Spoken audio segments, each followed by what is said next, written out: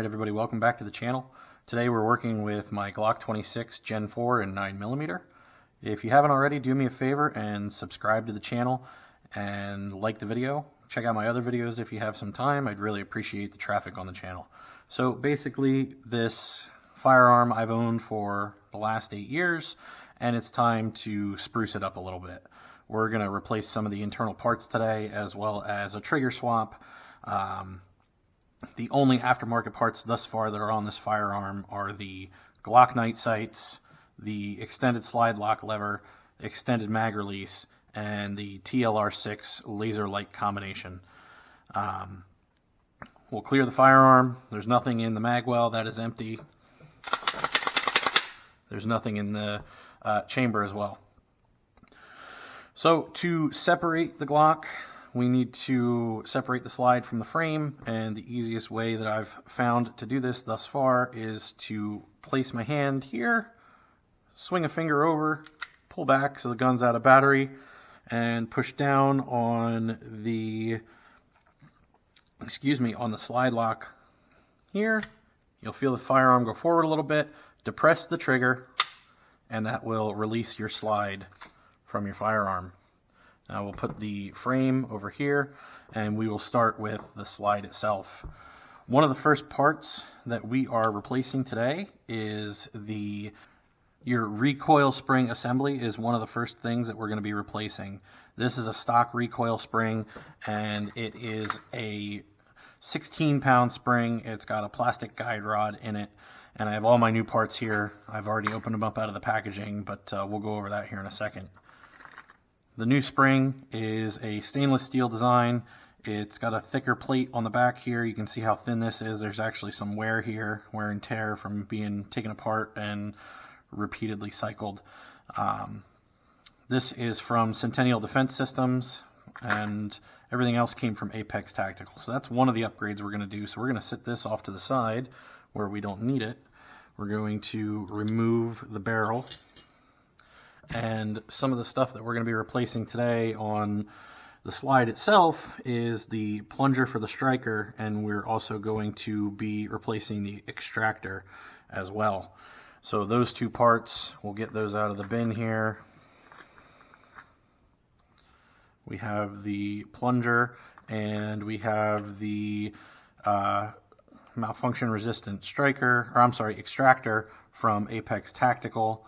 That is part number 102-109. The part number's here on the extractor itself.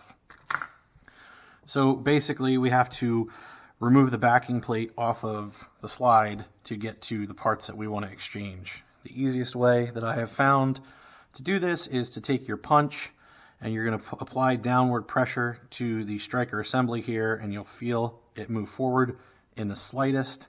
This is going to take the pressure off the back plate, which you can then push forward, and you'll hear and feel the click of both of those springs. You have the spring here and the striker here. They're under tension, so be careful that you don't shoot those across the room. We'll set the back plate to the side. We'll take the striker assembly out. We're not doing anything with the striker today. We're not changing out anything. That's going to be a later time, I believe. We're going to pull this assembly out as well. Set that to the side. Now to get this extractor to come out, all we've got to do is depress the plunger. What to do is depress the plunger on the firing pin stop here, and the extractor will actually just fall right out of the firearm. As you can see, it just did. We will remove the factory plunger, and the reason that we're replacing this extractor, I know it's going to be hard to see, but you got some wear here. This discoloration is normal from the coating process that Glock does, but you got wear here, wear here. You got some more wear here as well. Like I said, I've put 15,000 rounds through this gun. It's time that it gets a little bit of sprucing up, so to speak. The difference is between these plungers, this is the factory plunger. It has more of a bevel here on this plunger, and the Apex Tactical is more rounded. This is going to make for a crisper trigger pull and make it a little bit nicer of a firearm to fire. We will be reusing this spring from the plunger with the new plunger This just pops right out. You can twist it counterclockwise, pops right out, and we will sit that to the side.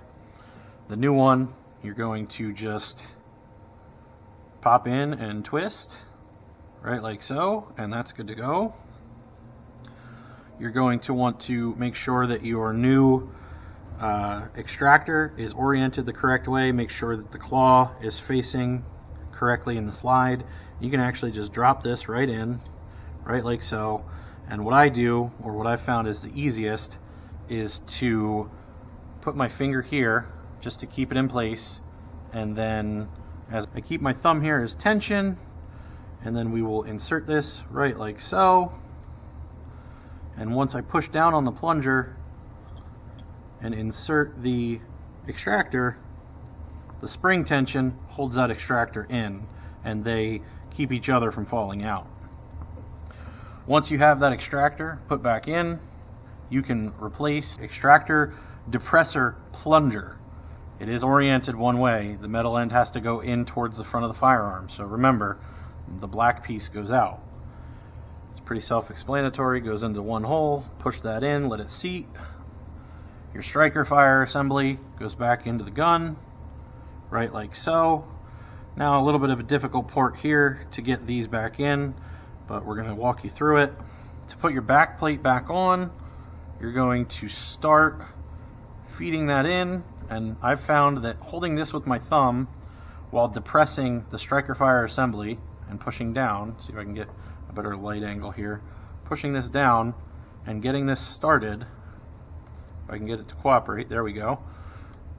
Now you have the striker fire assembly depressed, and you can get up to the retention spring here, or the retention plunger I should say. Now this one's a little bit trickier because it's a smaller surface area to work with, but if you go at a 90-degree angle and just depress this down and push, you can actually push this right in and you will physically hear a click. So that's done.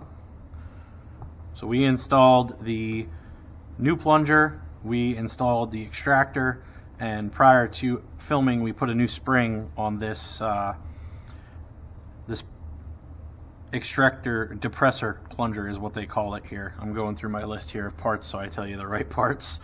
But the spring that was in here was replaced prior to filming, and we put a new extractor in as well as the plunger. So this is done. We can actually reassemble the slide, replace the barrel.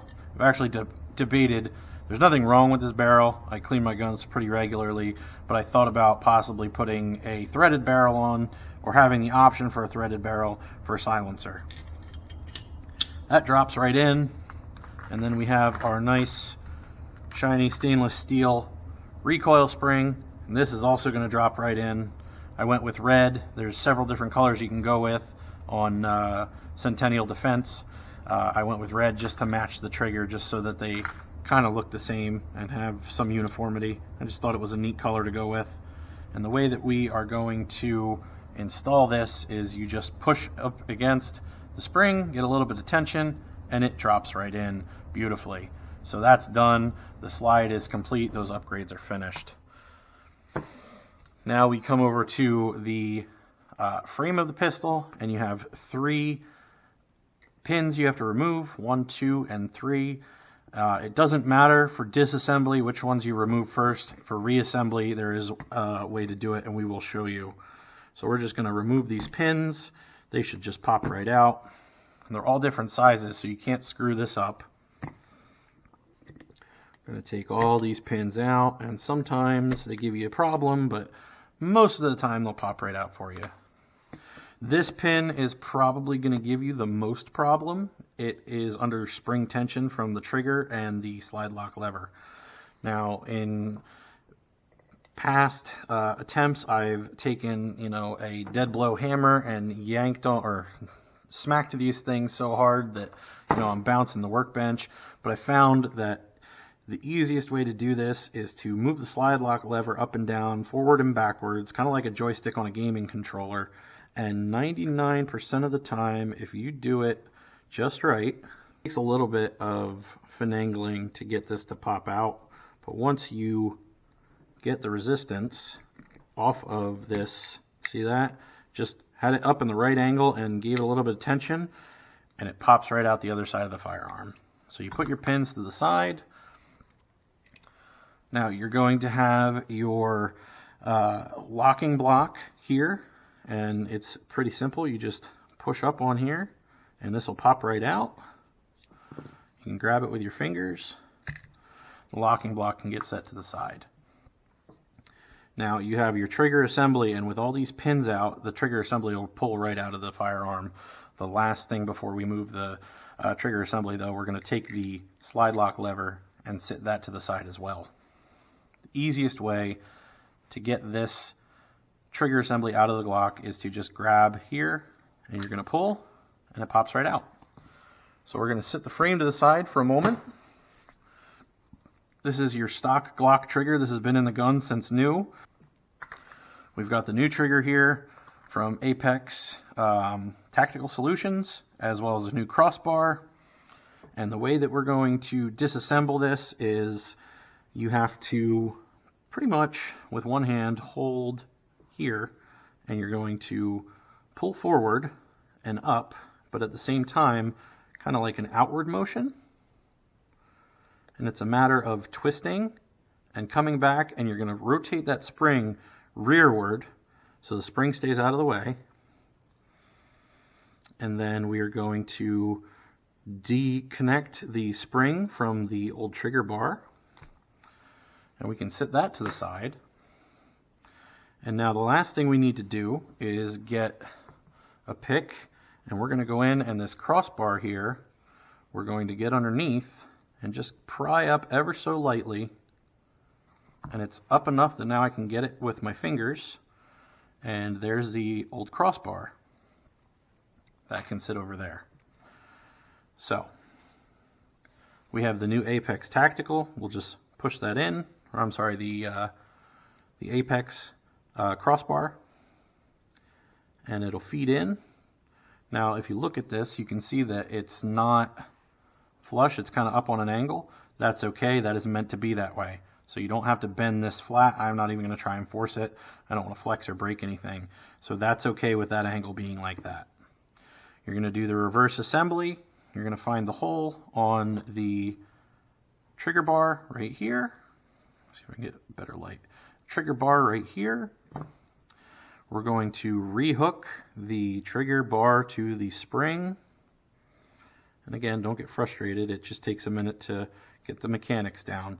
And we're going to, again, rotate this spring frontwards as opposed to rearwards like we just did. And once we feel it click, it's going to be a little bit of an easier assembly. Now again, just like we did before, we rotate around and we pop it into place there. It's going to sit kind of funky, but it's going to be fine once we reassemble it. The one thing with Glock, though, they do recommend in their maintenance that there's lubrication on this trigger bar, or I'm sorry, the trigger bar and the crossbar need to have lubrication between them. So just take an ever so light amount of lubrication, and we will let that work its way in, right like so.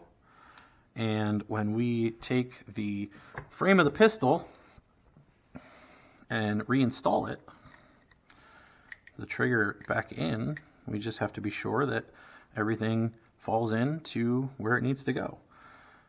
You can actually line up through the pinholes here that I can see daylight all the way through, so I know that my trigger is where it needs to be. The next easiest thing to do is put your locking block back in.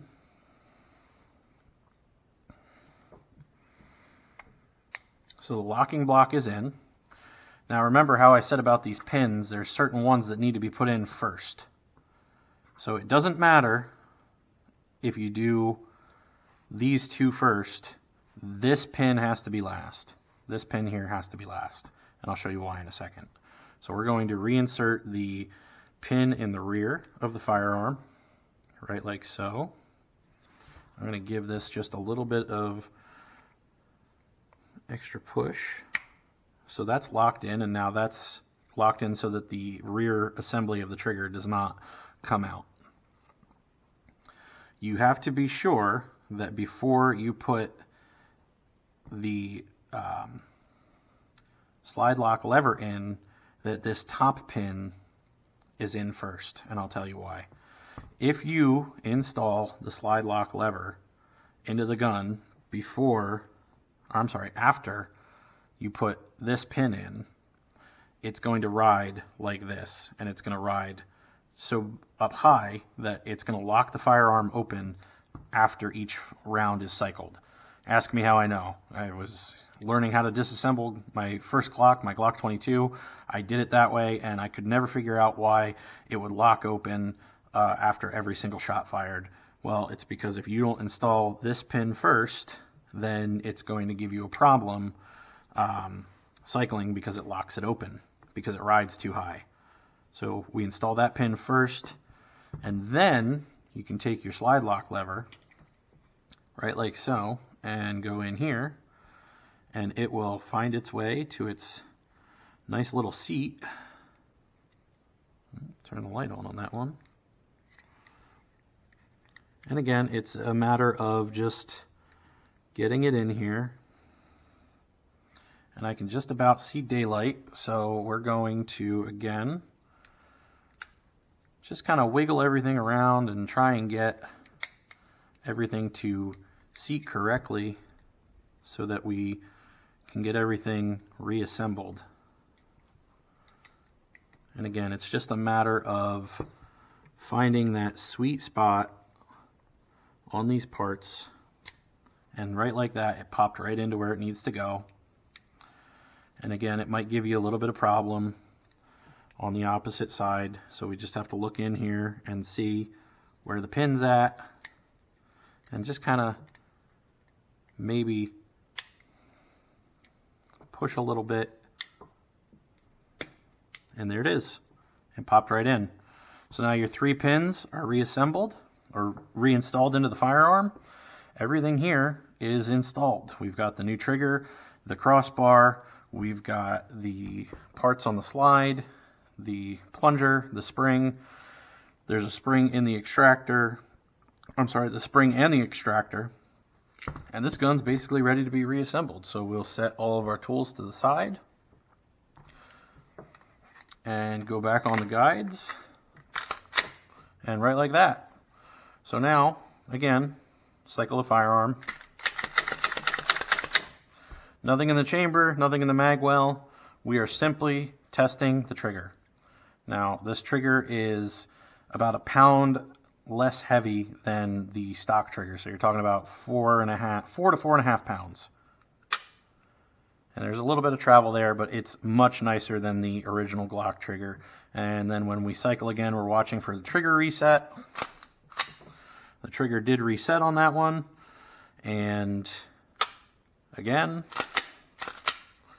and we basically function test everything that we just reassembled. Everything looks good. Slide lock releases. And like I said, I went with the red just to have that neat little red accent there, the red with the trigger, and that's basically it. So we've upgraded the trigger and all the other mechanism parts, and we're going to take this out to the range and see how it shoots.